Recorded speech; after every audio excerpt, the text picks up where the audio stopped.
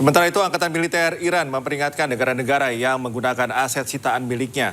Kapal-kapal milik negara-negara tersebut tidak akan pernah diizinkan untuk melintasi Selat Hormuz. آمریکا در پی اقدامات تجاوزکارانه و تلاش مستمر برای بی‌ثبات‌سازی منطقه اعلام کرده است خسارت شناورهایی که در جریان جنگ تحمیلی علیه ایران اسلامی به دلیل ایجاد ناامنی توسط ارتش آمریکا و تخلف در عبور از مسیر غیرقانونی و ناامن جنوب تنگه هرمز آسیب دیدند را از محل دارایی‌های بلوکه شده ایران پرداخت خواهد کرد.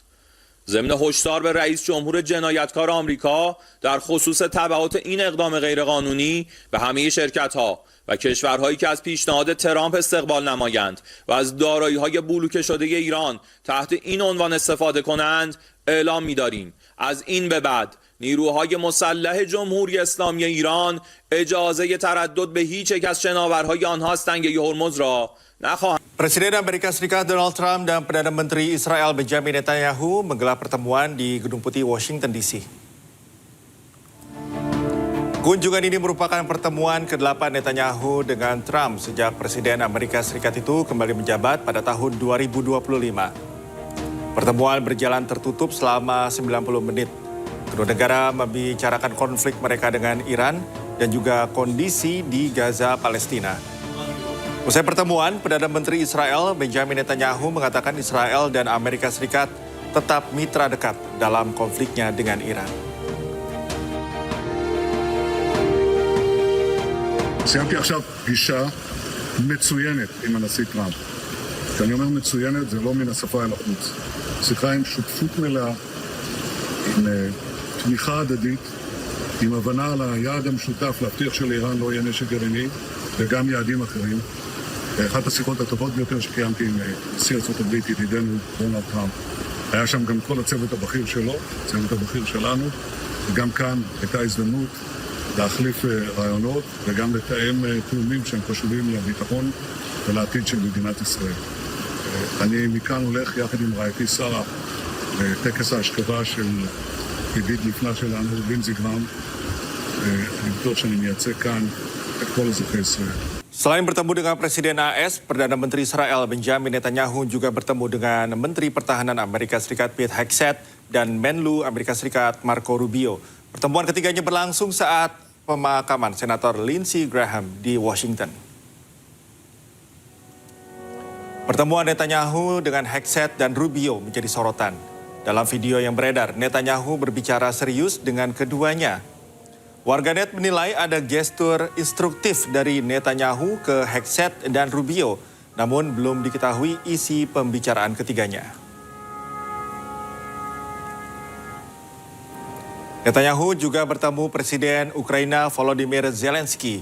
Keduanya nampak berbincang serius. Ini adalah pertama kalinya Netanyahu bertemu dan berbincang lagi dengan Zelensky setelah terakhir kali pada 2023. Dirumorkan kedua kepala negara akan menggelar pertemuan formal selama berada di Washington, namun belum dapat dipastikan.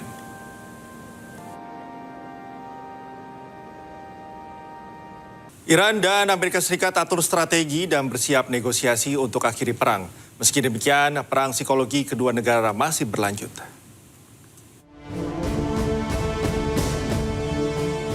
Setelah lebih dari 4 bulan, Amerika Serikat dan Iran kembali menghentikan serangannya. Kedua negara merancang strategi baru. Meski berhenti, namun perang psikologi masih berlanjut. Iran kerap menampilkan perkembangan senjatanya ke media sosial. Sementara Amerika Serikat terus menekan kapal-kapal yang keluar masuk dari pelabuhan Iran. Kondisi di Selat Hormuz pun masih panas. Kapal-kapal masih mengantre untuk bisa melintas.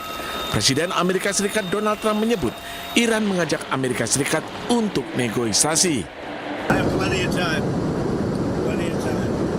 Their whole shoreline is wiped out. The strait is in very good shape. And we're talking right now. You know, they wanted to talk. Their people said, please don't shoot last night, the night before, 2 nights. Don't do it. You know, we're having good talks. So we'll see what happens. I think there's a good chance that something could happen. And if it does, good. If it doesn't, we go back to doing what we were doing 2 days ago. Meski kedua negara hentikan sementara serangan, namun konflik meluas. Kelompok Houthi di Yaman terus menyerang sejumlah fasilitas milik Arab Saudi. Houthi beralasan serangan adalah balasan atas serangan Arab Saudi ke bandara mereka di Yaman. Tak hanya itu, Iran juga menuduh Ukraina menyerang kapal miliknya di Laut Kaspia.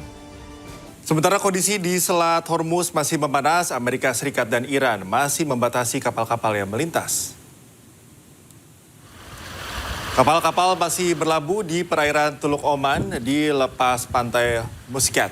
Mereka masih menanti izin dari Teheran untuk bisa melintasi Selat Hormuz.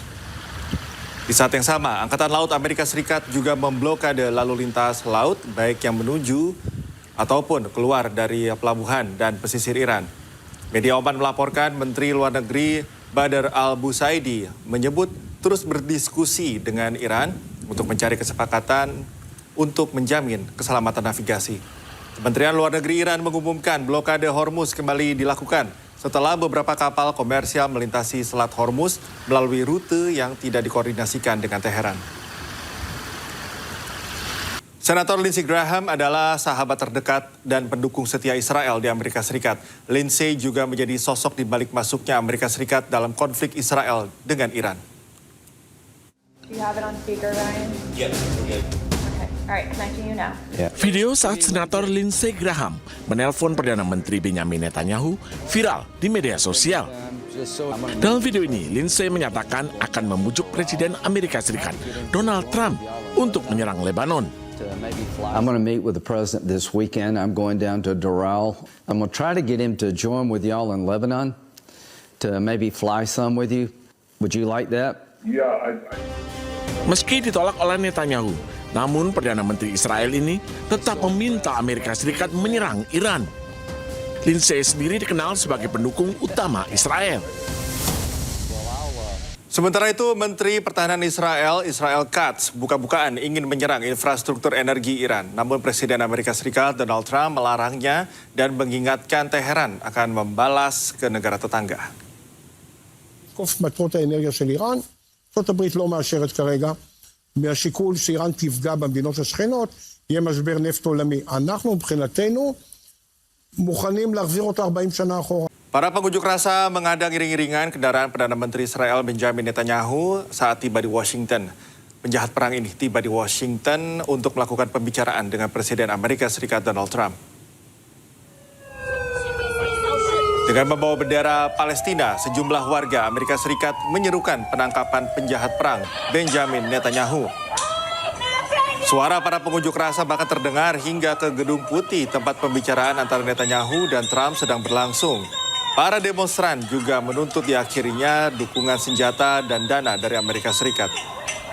Jejak pendapat sementara menunjukkan 49% warga AS mendukung penangkapan Perdana Menteri Israel ini.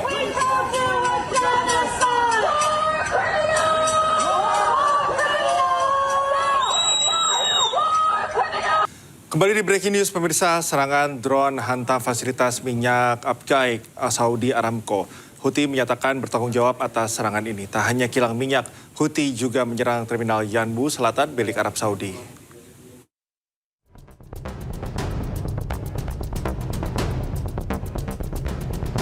Fasilitas pengolahan minyak terbesar di dunia milik Arab Saudi, Aramco di Abqaiq dihantam drone Senin siang.